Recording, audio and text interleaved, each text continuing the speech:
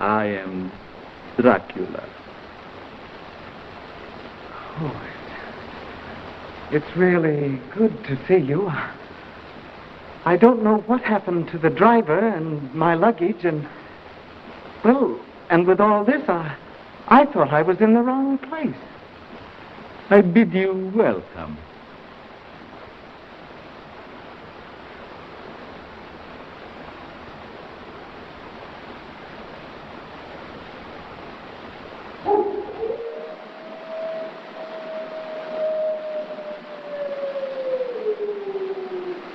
Listen to them. Children of the night. What music they make. Hello, everyone. I am Sean, and welcome once again to My Horror Corner.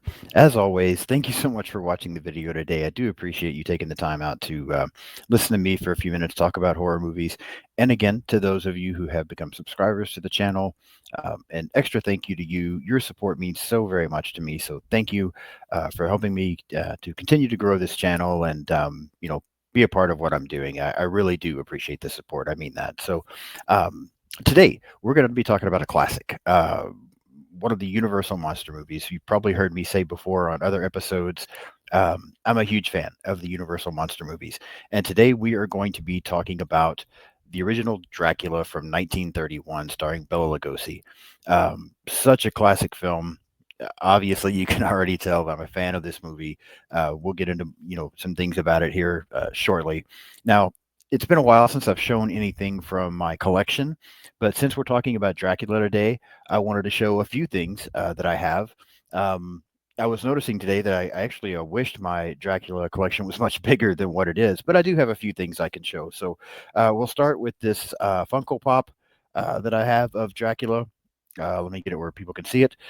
Yeah, that one. I believe this one was actually a gift from my son. I believe my oldest son had got me this one, but yeah, I really like that one. And then I also have another Dracula Funko Pop that was a gift from a friend.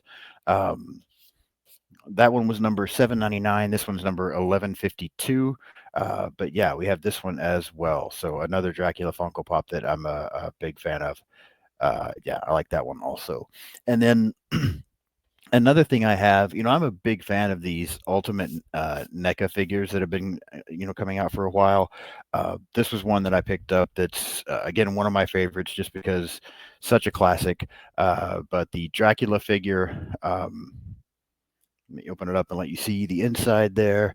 Yeah, there we go. I'm sorry about the reflection. I know that makes it kind of hard to see, but I really like this one as well. So, yeah, just a few things there to show in my Dracula. In fact, that's all I think I have as far as Dracula stuff. So, may have to change that in the near future. But yeah, just a few things there that I have in my Dracula collection.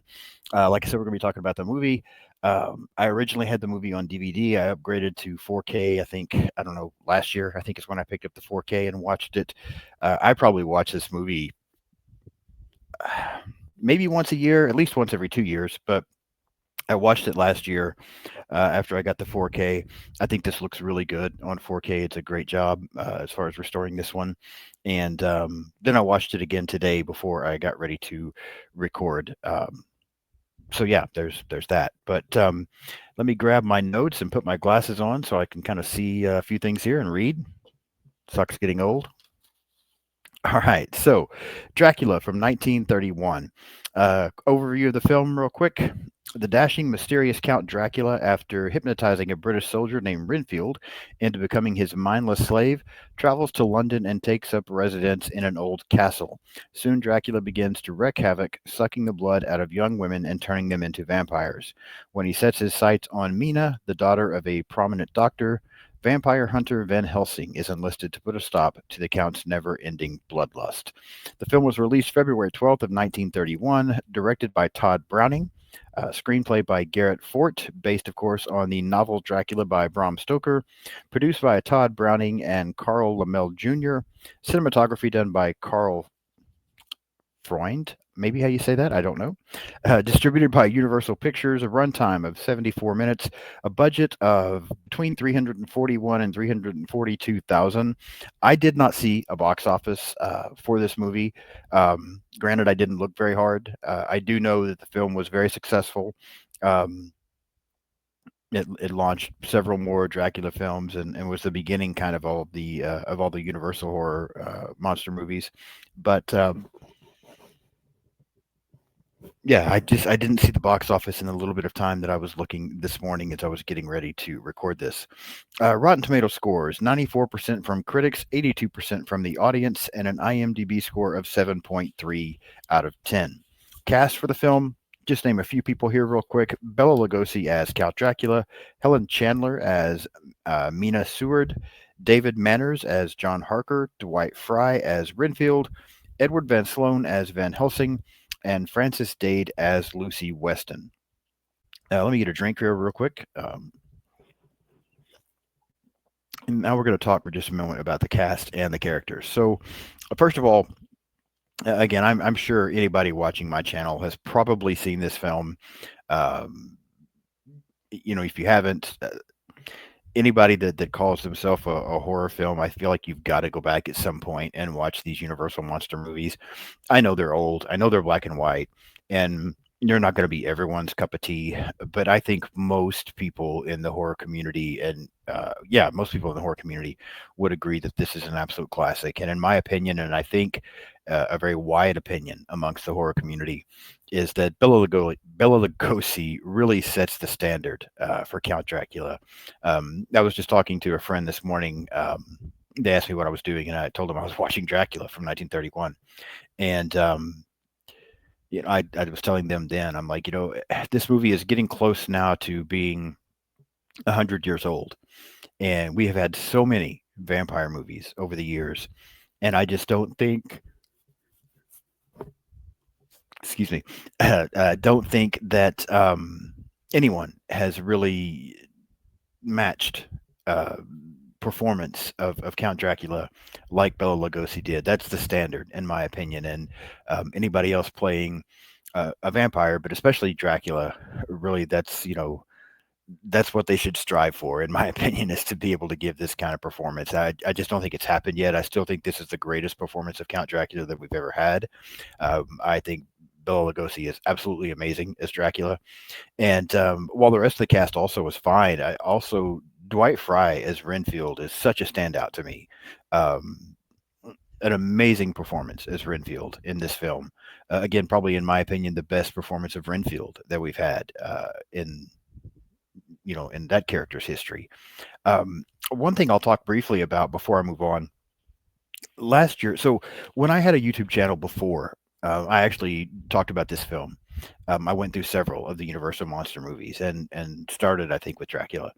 And when I rewatched this movie last year, it had been a while since I'd seen it, and the character of Van Helsing. Um, I've seen different versions of this character, multiple times now, and going back and watching this character in this original film from 1931.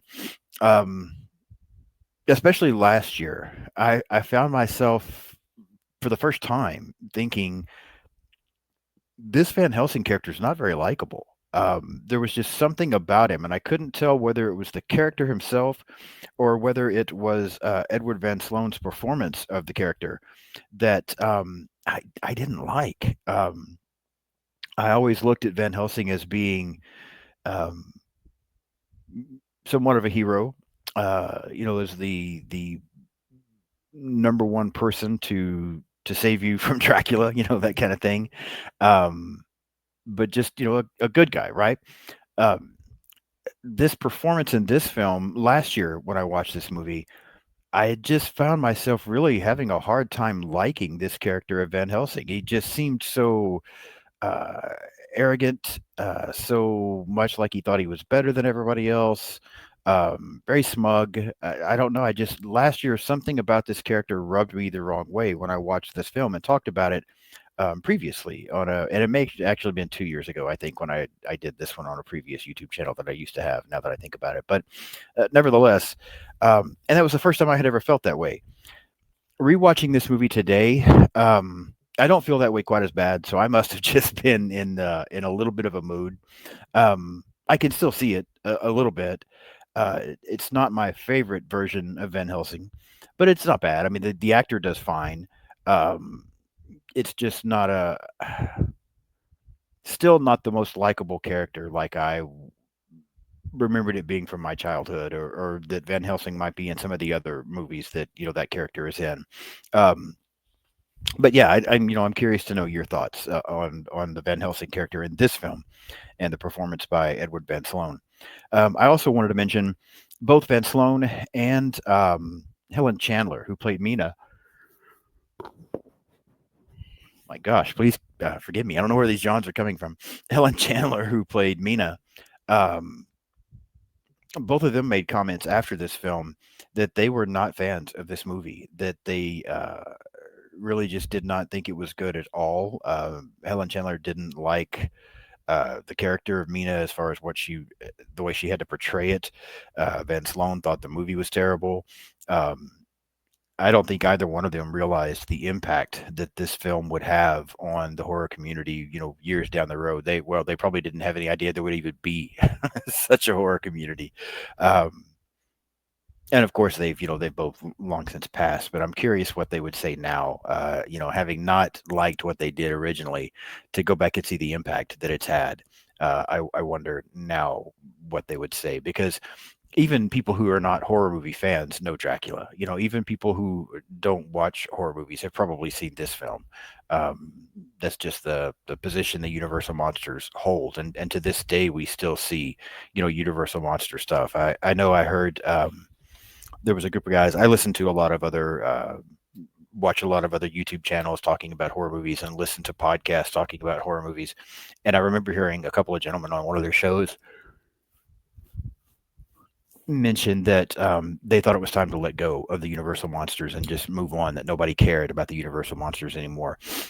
There's probably some people in today's generation who didn't grow up seeing this kind of stuff and that kind of thing, and maybe they've never seen these still, that might feel that way, because again, I get it. It's an older film. It's black and white. Um, probably doesn't have the same impact today that it's had throughout the years and throughout history. But I still think it holds up as being a very good film. And I just happen to be one of those guys that, I feel like if we would have never gotten these Universal monsters, if we would have never gotten Dracula, Frankenstein, the Wolfman, the creature from the Black Lagoon, the Invisible Man, had we have never gotten those characters in those movies, we might not have ever got to the point to where we then later would get, Leatherface and Michael Myers and Jason Voorhees and Freddy Krueger and Chucky and Ghostface. I mean, first we had to get this, I feel like. And if these hadn't gone over and been a success, we may have never got the things that we would get later on that are now considered, horror icons, and should be considered horror icons. But I really feel like it starts with these Universal monster characters. And obviously you can tell by the things I'm saying. I love these films and love these characters. And when the Dark Universe thing was supposed to happen a couple of years ago, I was super excited. I liked the Invisible Man movie from 2020, I think it was. Um, I really wanted to see a universe where all of these characters could exist and maybe be in some of this, have their own films, but also coexist in films. I was super excited to see what could happen. Um, I feel like that ball got dropped tremendously, primarily with what they were doing with the Mummy films. Just it really dropped the ball, and that all got scrapped. I still wish somebody could find a way to bring this back. And I know a lot of people don't like the Wolfman film that came out earlier this year, end of last year. I think it was early this year. But I happen to be a huge fan of that. I really liked that movie. That's one of the best versions of the Wolfman that I think I've seen since that original Universal Monster Wolfman. And not to make this a Wolfman episode because it's Dracula, but yeah, just I still wish we could get that. I wish we could get a. I know we've had a lot of Dracula films, right? I know we've had that throughout the years, but I almost wish that somebody could find a way to start over and stay as true to these origins that we got back then as possible, and maybe just update things a little bit to make it a little more current. But yeah, I still wish we could have some kind of a dark universe thing where we get a new Dracula, we get a Frankenstein, we get a Wolfman, we get an Invisible Man, we get a creature from the Black Lagoon, the Mummy.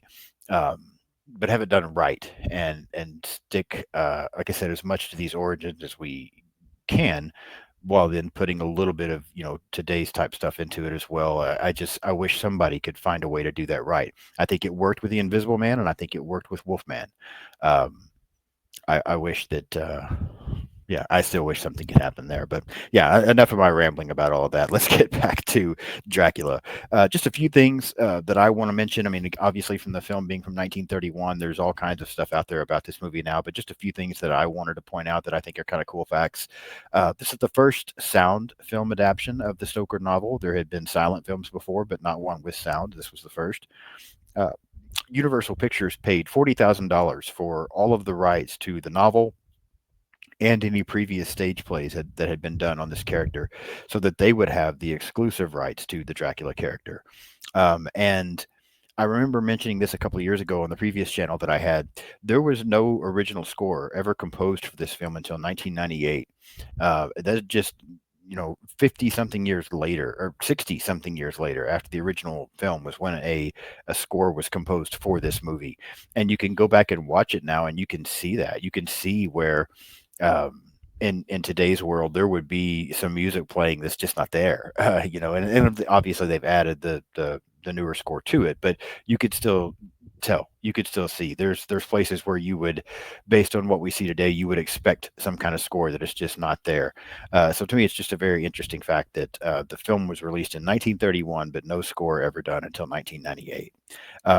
All right, that's enough behind the scenes things and me rambling about different stuff. Let's get into the plot a little bit of this film and kind of walk through it. If you haven't seen the original Dracula from 1931, again, I highly recommend it. Go back and give it a watch. I think these Universal monster movies should be required watching for anybody that considers themselves a horror fan at least once. If you don't love them as much as I do and as much as some other people do, then that's fine. But at least give them a watch one time, and try to appreciate what they were in that time.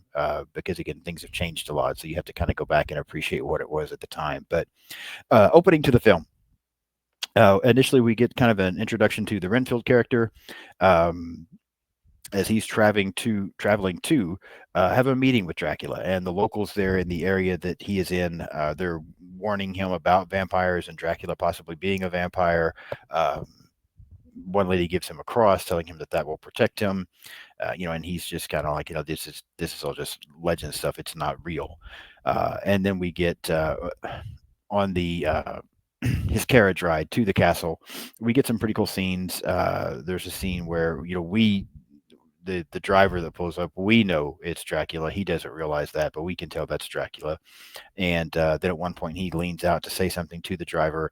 The driver's gone, and there's just kind of bats leading the carriage. Um, and I want to stop there to say this is one of the things that still stands out so much about these films to me, and I think why I like them so much. I get that these are black and white movies, and so maybe what I'm about to say doesn't make sense, but I think these movies are so beautiful. I think the cinematography for these films was absolutely amazing. Um, just the scenery that you get in the film, the way things are shot, the way things look. For a black and white movie, I just think this looks so, so good. And I feel like even to this day, almost 100 years later, the special effects still hold up very well for what they did. The scene where fog is rolling in and around the people and things, it looks good. The scene where, as I said, the bat is flying in front of the carriage and there's no driver and the bat's kind of leading it, still looks good. 100 years later, I mean, it looks better than some things we see today, in my opinion. So I think the cinematography for this movie is outstanding. And then, of course, we get Renfield arriving at the castle, and we get our introduction to the Dracula character. And again, just some amazing moments. I absolutely love this introduction to Dracula, where Bela Lugosi, he comes down these steps, and just gives a couple lines. You know, I am Count Dracula, just that particular line. And then as he and Renfield start to go back up the steps and you hear the wolves howling, you get the classic line of the, children of the night, what beautiful music they make. But this is just such an amazing introduction to a character, in my opinion. I absolutely love it. And so far, even though I've seen this film countless times, rewatching it today and watching it this morning, these things all still stand out to me again. just how beautiful I think the film is, how good the cinematography is, how much I love the introduction to the Dracula character, and Bela Lugosi's performance is, even though we're just getting started, is already very good. From there, we do move in. There are some things that happen there in the castle. We get a brief introduction to the fact that Dracula has three wives there. Uh, there's a scene where Renfield ends up cutting himself, and Dracula, almost attacks him then, but he has a cross on, so that kind of protects him a little bit. Eventually, Dracula does bite Renfield. We move on then to the boat scene. Um, the performance here, I mentioned earlier when talking about casting characters, I mentioned Dwight Frye's performance of Renfield and how good it was. Um, this is where we begin to see that, in my opinion, because Renfield obviously now at this point has gone crazy as he's become the slave of Dracula, and I think Dwight Frye's performance is also absolutely incredible. So we get some great scenes here with Renfield and getting an idea of what this character has now become. We do find out then that. This boat arrives and that the entire crew is dead, other than Renfield. Dracula has killed all of them. They don't know that, but that's what's occurred. And then a little bit later, as we see Dracula, we do see where he does bite and kill one lady, I believe, there before meeting some of the main characters. But we then, Dracula meets Dr. Seward, who runs a sanitarium, his daughter Mina, her fiance Jonathan Harker, and a friend of theirs, Lucy Weston. And so we kind of get a brief introduction to those characters. We see where Dracula quickly develops this fascination with Lucy. He ends up biting her. They, try blood transfusions and things. It doesn't work, and she ends up passing away. But they do notice these bite marks. Again, I think really what we're getting here is just, it's kind of setting everything up. I guess some people might look at this and find this part of the film boring today, if people were to go back and watch this. So I get, like the younger generation, today's generation might not enjoy this. I still think it's great. I think it's great primarily based on, again, the performance of Bela Lugosi, the performance of Dwight Frye, and then just the cinematography. Everything looks so good. And we're getting some incredible performances here. So I think it still is fine as we get this set up. And then from there, we get, you kind of move on in the movie a little bit. And we get the Renfield character. We get introduced to the Van Helsing character, who knows about vampires and this type of thing. We also get more of Renfield as they have their first meeting, Renfield and Van Helsing. We, see that Renfield is eating, flies and spiders and this kind of thing. And we just get more of his insanity. And again, just more of an incredible performance by Dwight Frye. Van Helsing, after kind of hearing what's going on and seeing Renfield is suspecting vampires. Nobody realizes just yet that it's Count Dracula, but Van Helsing is suspecting that that's what's happening. And then of course we get Dracula and Mina, and Dracula ends up biting her as well. We also finally get our first interaction between Dracula and Van Helsing, and where Van Helsing there's a small mirror, and Van Helsing realizes that there's no reflection, and tries to call Dracula out on it. And they don't, I started saying an altercation. It's not really an altercation. Dracula slaps the little mirror thing out of Van Helsing's hand, and you kind of see a moment there where Dracula is incredibly angry, but also realizes it's not the time because there's other people around, and so he backs away and just lets Van Helsing know that he kind of almost compliments Van Helsing. A little bit later on, we do see that Dracula bites Mina for a second time. Renfield begins to start to warn people of Dracula and what's going on. But in the process of this, a bat shows up and Renfield quickly kind of changes. We also hear a story of a woman in white who is attacking children. And when Van Helsing talks to Mina about this, Mina is aware of this story and has seen this woman in white and says that it's Lucy, even though she's supposedly, dead. Mina says that it's Lucy that's doing these things. Again, here, I think we're just getting a lot of, is there a ton of action things happening in the film? No, it's not action heavy, but I still think the pacing is good. And what carries this movie, in my opinion, I just go back to it and keep repeating myself, but it's the performances. I mean, the story is good. The novel by Bram Stoker is amazing. I've read the book a couple of times. I love that book. But again, I think really what's carrying this film along, in my opinion, is again not only the way it looks, but the performances by Bela Lugosi and Dwight Frye.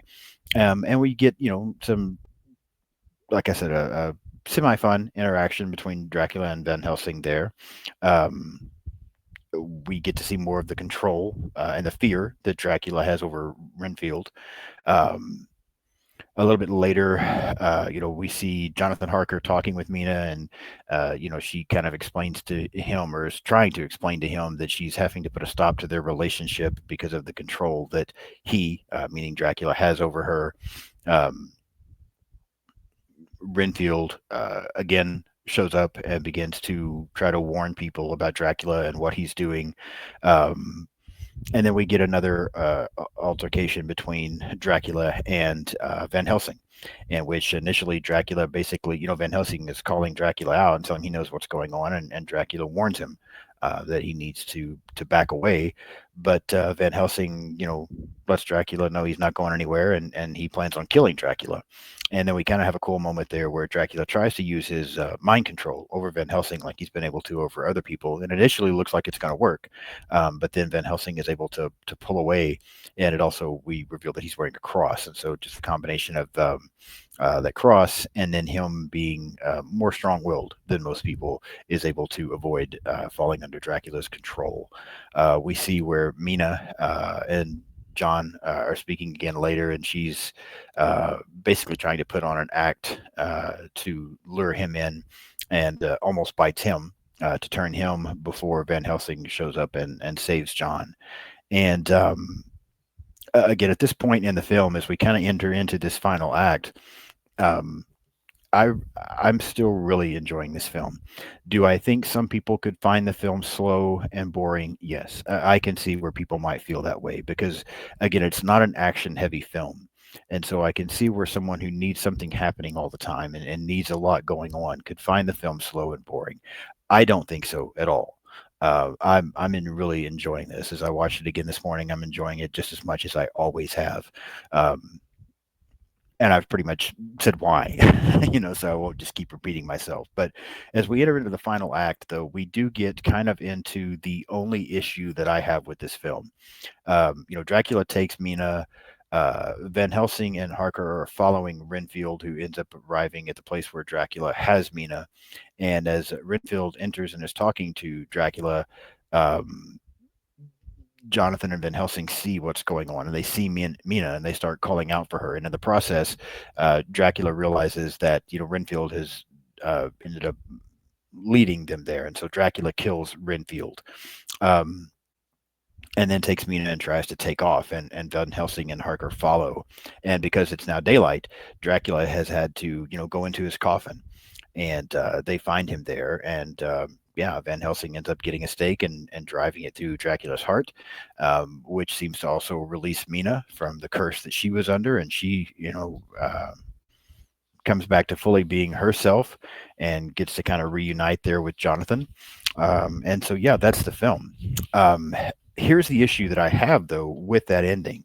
This is a short film. It's less than an hour and a half long. Like I said, I mentioned the runtime was only 74 minutes. And I feel like the film has given us a lot of build-up.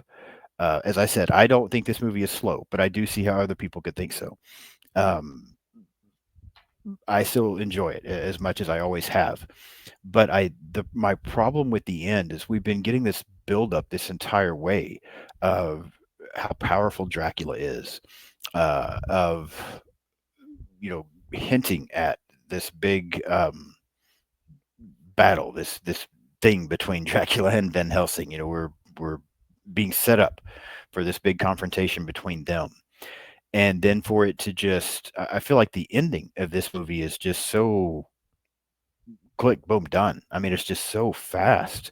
Uh, we were really building up to something with, them following Renfield, and him arriving there where Dracula and Mina are. And Dracula then killing Renfield and trying to grab Mina and escape. I mean, I guess I get it. It's daylight, so Dracula's got to go be in the coffin. But then for Renfield to just show up, find him, kill him, and that's the end of the movie. The ending is just a huge letdown, in my opinion. It's way too fast. I wish we would have gotten more there. Maybe I don't know. Maybe don't let it be daylight so quickly. Let this happen more in the middle of the night, where there's more time for a hunt for Dracula or for a confrontation or some type of a battle between Dracula and Van Helsing. Something. Because I just feel like the ending is way too quick. The film is so enjoyable, in my opinion. Again, such great performances, looks so good, fun story. There's so many positive things about the film that then the ending is just so rushed and anticlimactic that it's a huge drop off and letdown, in my opinion. Just very disappointed with the end of this film. And I find myself thinking that every time I watch it. Every time I watch this movie, I'm so amazed by the way it looks. I'm so amazed by some of these performances. And every time at the end, I'm like, man, it just ends too fast. Like it just really does. Now, again, if there are people that find the film slower or boring or whatever, then they may be glad it ends like that. But I don't find the film that way at all. I think the pacing is good. I love the build up that we continuously get. I love, again, I think the performances of Bela Lugosi and Dwight Frye are just amazing, and they're carrying us through those moments that could seem slower to some people. Um, yeah, obviously, as you could tell, I really, really like this movie. I just don't like the end. So for me to rate Dracula on my scale of 1 to 10, um, it's hard, to be honest with you. It's hard because this film is such a classic, and it has such a nostalgia thing for me. The Universal monster movies were the first horror movies that I ever watched all the way through. I saw them with my dad and with my aunt, my dad's sister. And they will always hold a special place in my heart, and a nostalgic place in my heart for those type of things. Again, I feel like this is one of the characters that if we had never gotten this Universal monster Dracula, um, we might have never gotten some of these great horror movie icons that we have today. Um, and again, I've talked so much about how beautiful I think the film is, how great the cinematography is, how amazing these performances are. It would be so easy for me to just give this film a 10, just boom, right off the bat, 10. But to go back again, the only thing I dislike about it is the end. The ending is just such a disappointment to me after everything else that we got. But that's really it. That's my only issue with the film is the ending. That and not being a huge fan of the Van Helsing character. But so for me, um, just because of that ending, I'm going to give Dracula from 1931 a 9.5 out of 10. It's almost perfect. It's such an incredible, incredible film, in my opinion. Just such a letdown at the end that it doesn't quite hit that 10 out of 10, but it's a 9.5 out of 10. I absolutely love Dracula from 1931. So now I want to know what you think. Are you as big a fan of this movie as I am, or do you not? Are you one of the people that think that the Universal monsters are out of date, and maybe this film is slow and boring to you? I'm curious as to your opinion. I mean, right? We all have a right to have different opinions about a movie. I'm not going to say that you're wrong. I'm just curious what you think. Are you a big fan of Dracula, the original from 1931, or not so much? And if you are, why? Or if you're not, why? So interact with me. Leave me some comments on here. Hit the like button today on the video. Let me know what you think about Dracula. Let me know what you think about the Universal monsters. I will be covering some more of them periodically here and there. Probably going to talk about Frankenstein sometime next month or in a couple of months. So yeah, we'll talk more Universal monsters down the road. If you haven't subscribed to the channel, please do so.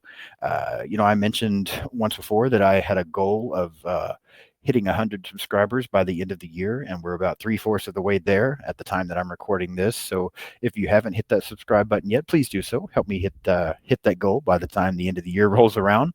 And yeah, other than that, follow me on social media. I'm pretty much on everything out there: Blue Sky, Instagram, Threads, TikTok, X, pretty much everything. And you can just search Sean's Horror Corner and find me. Only place where it's different is X. That's just my Horror Corner.